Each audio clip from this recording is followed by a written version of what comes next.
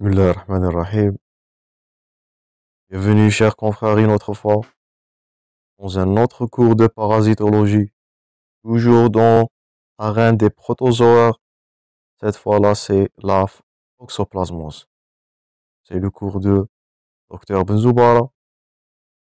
Les liens sont toujours disponibles dans la description. N'oubliez pas d'abonner et de laisser vos commentaires. Et on commence. Les objectifs de ce cours, c'est de décrire les manifestations cliniques de la toxoplasmose acquise et congénitale, décrire la toxoplasmose chez l'immunodéprimé, connaître les moyens de diagnostic, interpréter les résultats de sérologie chez la femme enceinte, ça c'est important, et connaître les moyens thérapeutiques et les modalités en fonction du terrain. Ça c'était les objectifs du cours. La toxoplasmose, la fameuse infection parasitaire qui touche les femmes enceintes, les malformations congénitales. Ça, c'est notre but, ce cours aujourd'hui. On commence avec des définitions et des généralités concernant la toxoplasmose. Notez bien que la toxoplasmose est une zoonose parasitaire cosmopolite. Donc, zoonose, elle touche les animaux. Leur hôte définitif, c'est les animaux. Ce sont les félidés. Les félidés, ce sont les chats.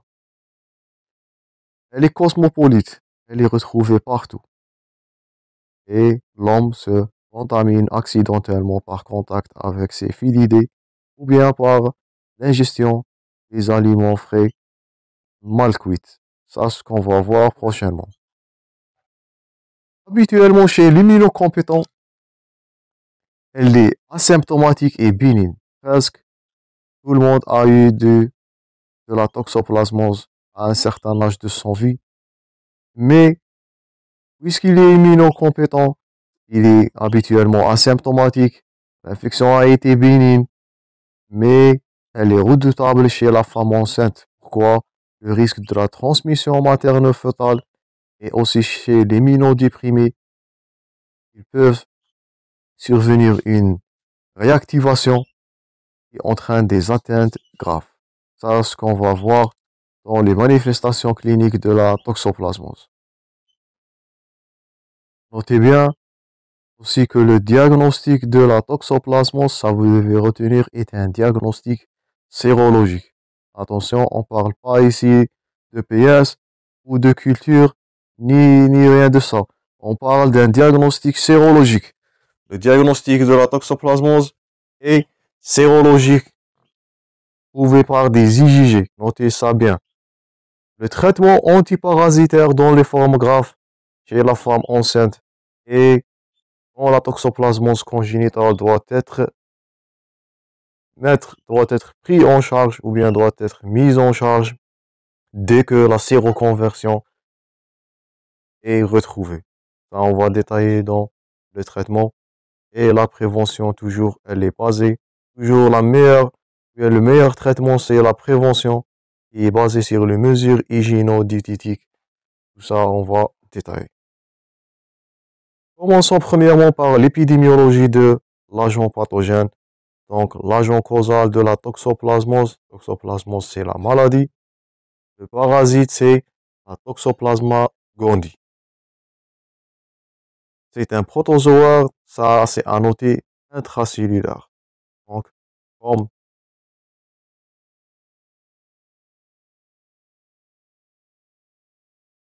la leishmaniose, qui est intracellulaire, cette fois-là, la toxoplasmose est un parasitose intracellulaire.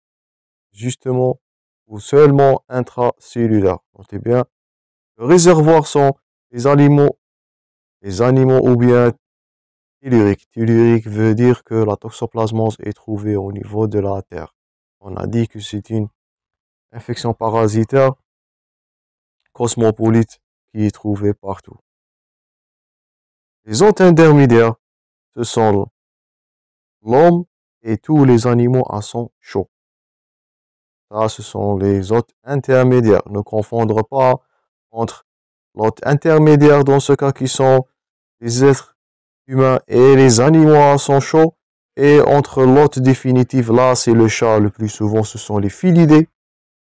C'est les chats qui sont les hôtes définitifs.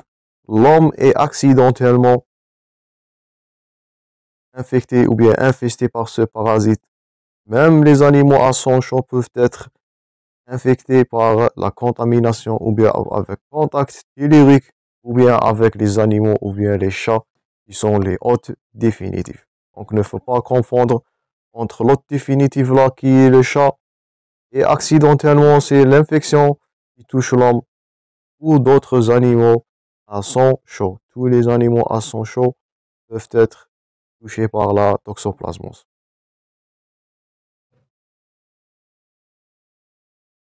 Maintenant, comment la contamination se fait par les kystes? Ça ressemble à la amibe. Les kystes qui sont résistants aux agents physico-chimiques et peuvent survivre dans le milieu extérieur humide pendant plus d'un an. Donc toujours dans le mode de parasitologie, la forme kystique, c'est la forme de résistance, c'est la forme d'infestation, c'est la forme dans le milieu extracellulaire, avec une prévalence élevée dans les pays chauds et humides. C'est ce qui favorise le développement de ces kystes et la contamination. Ça, c'était l'épidémiologie du Toxoplasma gondii, l'agent pathogène de la toxoplasmose. Maintenant, cet agent pathogène se trouve sur plusieurs formes. Premièrement, les tachyzoïdes ou bien les trophozoïdes, qui veut dire rapide, veut dire mobile. Oui, ils sont mobiles. Les trophozoïdes, ce sont les formes végétatives. Tout ça, c'est la même nomenclature. C'est l'agent pathogène qui donne la manifestation clinique. Ça, c'est à l'intérieur du hôte infesté. La deuxième forme, bien sûr, c'est les kystes ou bien les bradyzoïdes. Brady, ils sont longs, ils ont un mouvement lent, ils sont pas trop mobiles. C'est la forme de résistance et de d'infestation ou bien de contamination dans le milieu extérieur. Donc, toujours, les tachyzoïdes ou bien les trophozoïdes sont les formes infectantes ou bien infestantes qui donnent les manifestations cliniques. Et les kystes vont donner la contamination. Ce sont les formes qui vont retrouver dans le milieu extérieur et ce sont l'entité ou bien l'unité de contamination. Maintenant, on va voir la notion de cyste ou bien du sporozoïde. Ça, c'est la forme infestante de cyste, c'est-à-dire œuf. C'est après la production sexuée, cette œuf-cyste va être produite, elle va être déjectée avec les déjections du chat et c'est ça qui va infester l'homme. On va détailler ça en infection. Donc, deux types de multiplication. Toujours, on avait dit que la multiplication asexuée, c'est là, on la trouve dans le hôte intermédiaire. Et la production sexuée, c'est dans les hôtes définitives, c'est dans les entérocytes et félidés. Et félidés veut dire la famille des chats.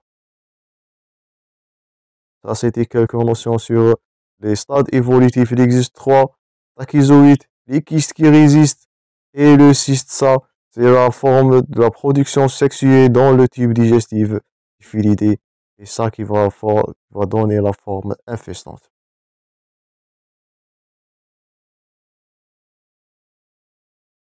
Maintenant, le mode de contamination. Ça, ce qui nous intéresse plus souvent. C'est la mode de contamination de cet agent pathogène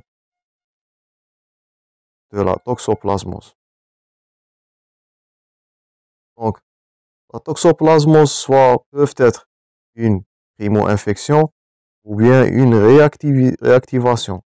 Comme on a dit, c'est une infection ubiquitaire.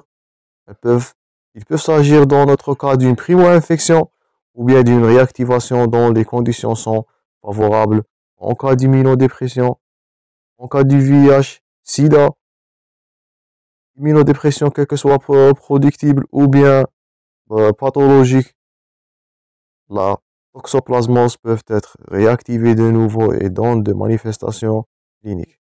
Commençons par la primo-infection. Donc, on peut contaminer ou bien on peut rattraper la toxoplasmose soit par un contact avec les excréments du chat. Donc, les déchets des chats vont contenir les kystes. Ils vont être ingérés et vont manifester ou bien infester l'hôte intermédiaire. C'est le cas de la femme enceinte. Ça, c'était premièrement le contact. Deuxièmement, la contamination orodigestive. C'est le deuxième mode. C'est par ingestion de crudités contaminées par les déjections de ce dernier, c'est-à-dire le chat. La consommation de viande crue ou mal cuite, de mouton, bœuf, volaille, porc, quel que soit fumé ou salé. Donc, tout ça, on va le voir dans l'hygiène de vie et la prévention contre la toxoplasmose. C'est à éviter toutes ces habitudes-là. Et l'ingestion d'eau et de boissons souillées. Donc, soit par un contact direct avec le chat, ou bien par une contamination orodigestive par les crudités, les salades, les fruits, ou bien la consommation de viande, de mouton, bœuf, de volaille qui contient des kystes de la toxoplasmose. Ils vont être digérés et libérés dans le tube digestif et ils vont infester l'hôte, vont se casser l'âme. La troisième et la plus grave, c'est la transmission transplacentaire. C'est au cours de la grossesse. Ça, ce qui nous fait peur, c'est la contamination du fœtus pendant la grossesse là. Il va donner des séquelles, des malformations et des conséquences néfastes. Deuxièmement, c'est la réactivation, c'est la réinfestation endogène. Ça, chez les immunodéprimés, les VIH, le sida, comme je vous ai dit. Ça, c'est la réinfestation.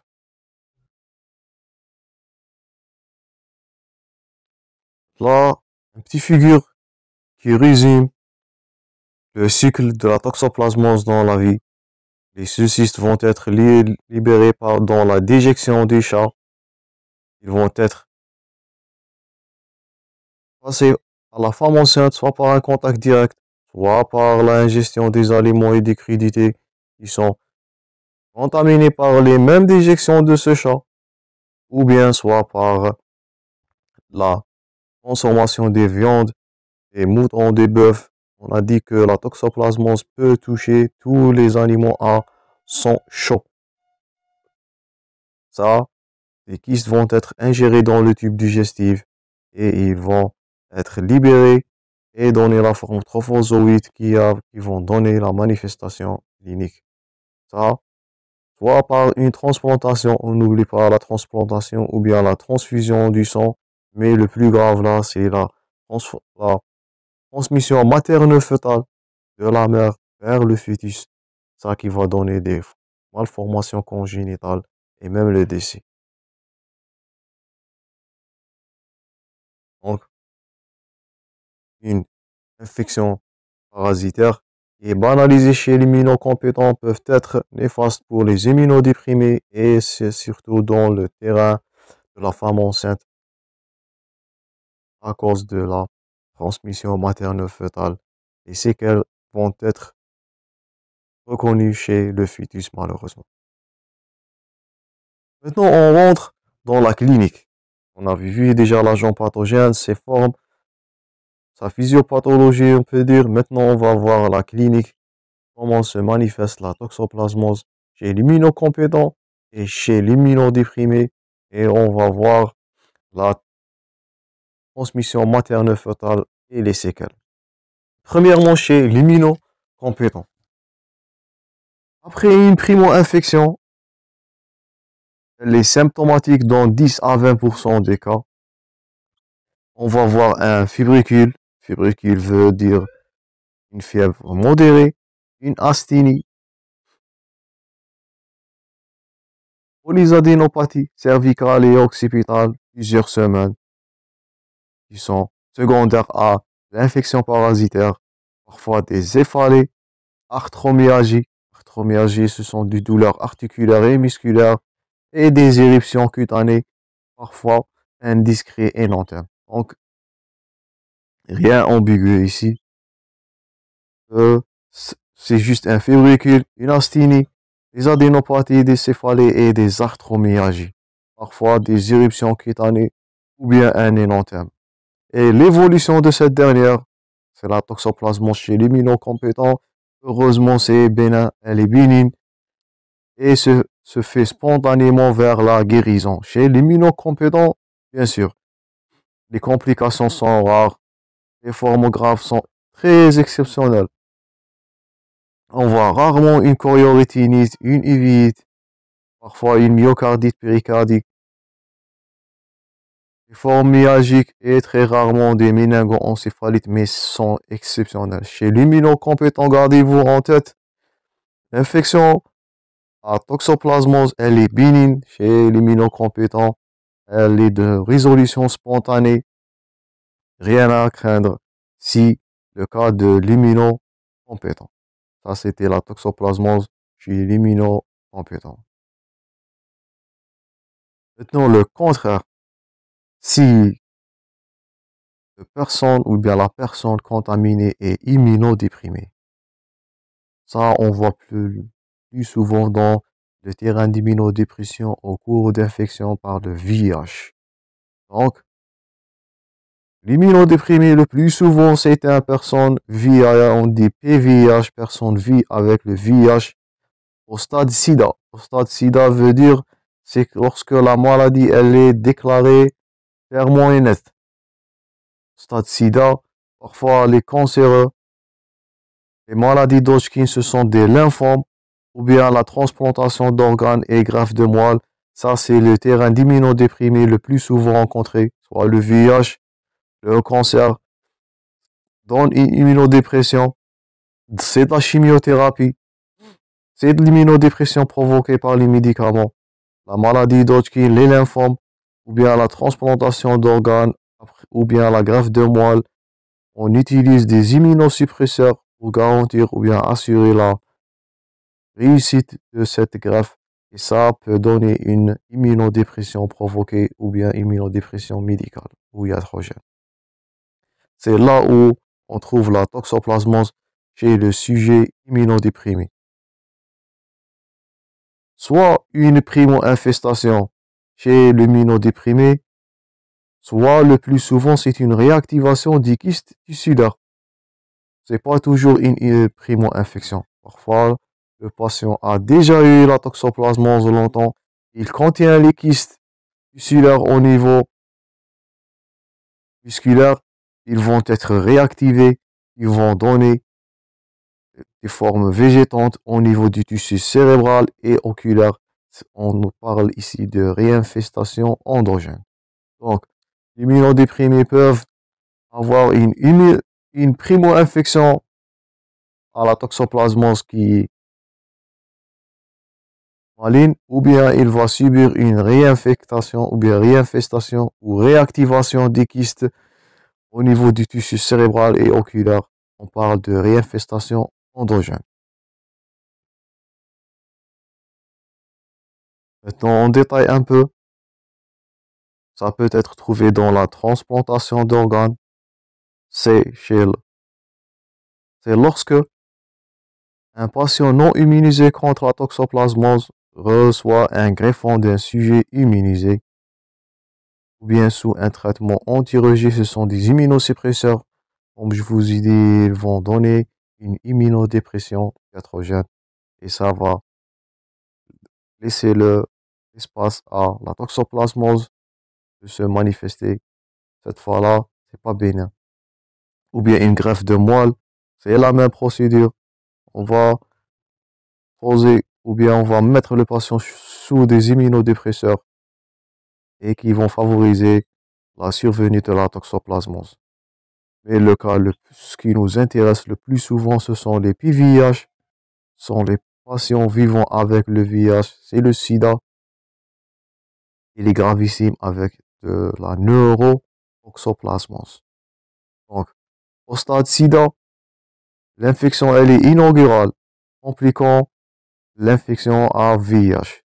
Donc, une réactivation de la toxoplasmose peut être le plus souvent un témoin d'une infection ou bien une manifestation clinique d'une infection du VIH.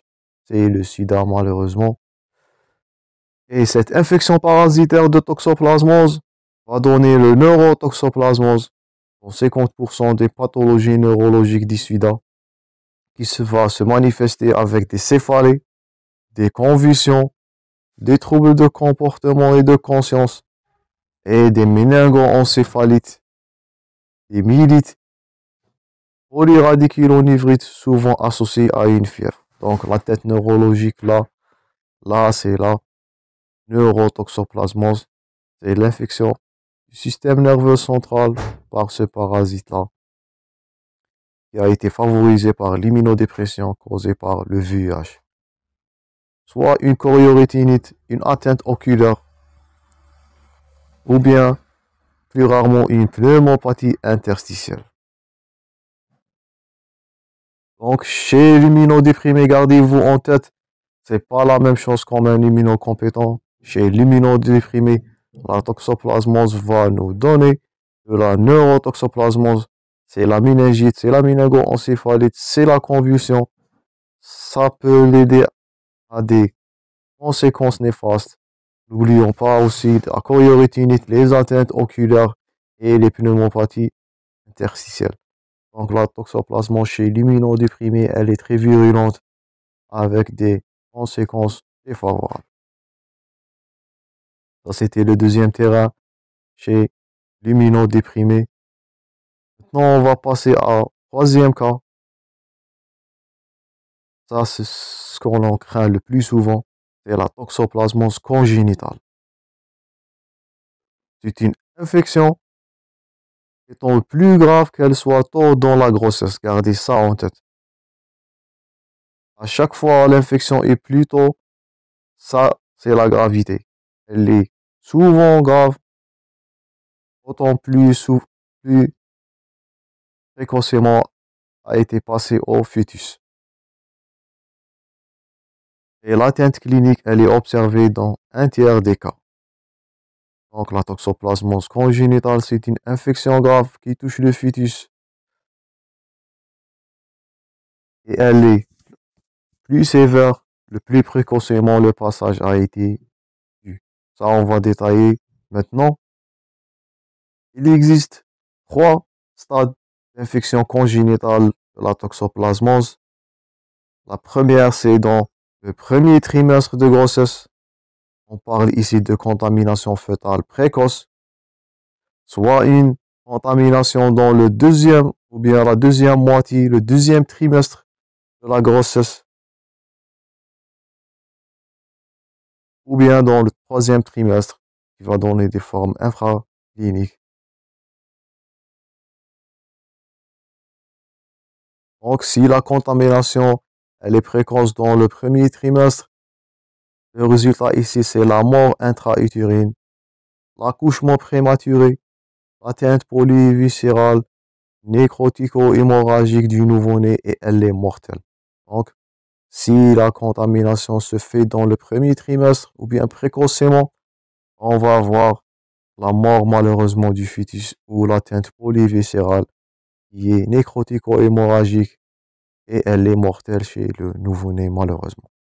Ça, c'est le premier cas, c'est la contamination précoce. Maintenant, si la contamination fœtale se fait dans la deuxième moitié de grossesse ou bien le deuxième trimestre, on va avoir des atteintes neuro-oculaires, des méningoencéphalites, la fameuse hydrocéphalie du nouveau-né congénitale due à prolifération de la toxoplasmose au niveau du SNC, la choriorétinite, parfois des microcéphalies. Microcéphalie veut dire une petite tête, de cataracte, c'est une atteinte oculaire qui, qui cause la cécité, des troubles de tonus et un retard psychomoteur. Là, c'est où la contamination se fait dans la deuxième moitié du grossesse. Et dernièrement, si la contamination elle est tardive, donc vers le troisième trimestre, on peut avoir des formes infracliniques qui vont donner des manifestations tardives vers l'adolescence ou bien l'âge adulte. Donc à chaque fois on est précoce dans la grossesse, les manifestations cliniques sont graves.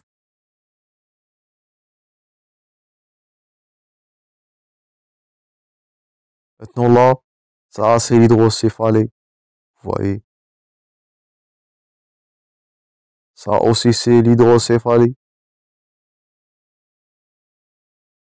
Ça c'est une atteinte multiple. On voit là la microcéphalie, une petite tête avec des atteintes multiples tonus des muscles. Et là on voit le cataracte, c'est cette blancheur là au niveau de la cornée, ou bien du cristallin. Ça va donner la cécité, malheureusement. Donc, toxoplasmose congénitale est une infection maligne avec des conséquences néfastes. Et on n'oublie pas la mort. Le taux de mortalité est élevé si la contamination se fait vers le premier trimestre de la grossesse.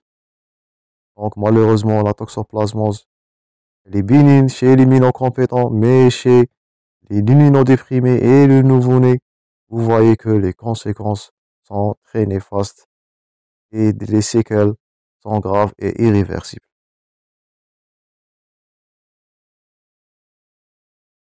Ça, c'était la première partie du cours. On a vu la toxoplasmose, l'épidémiologie de l'agent pathogène et les manifestations cliniques. Dans la deuxième partie, on va voir les méthodes de diagnostic, le traitement et la prévention. J'espère que la vidéo était claire et je vous rencontrerai prochainement, Inch'Allah. Merci pour votre attention.